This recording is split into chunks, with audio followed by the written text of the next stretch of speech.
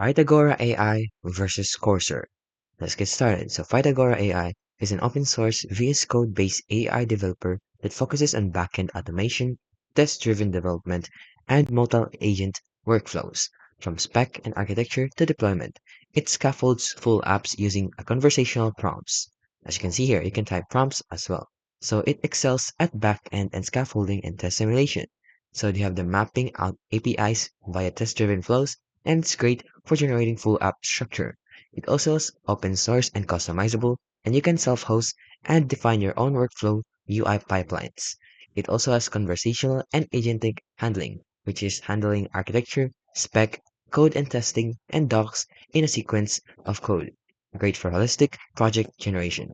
Now, Cursor, on the other hand, is an AI platform as well, which is a proprietary AI native IDE from Anysphere, optimized for inline completions, context-aware code suggestions, multi-file editing, and agent-like workflows. So it offers industry trust with usage at companies like Amazon, Google, OpenAI, described as a leader in vibe coding. It is also the next level inline code suggestions for contextual, multi-line autocompletes, fast and relevant.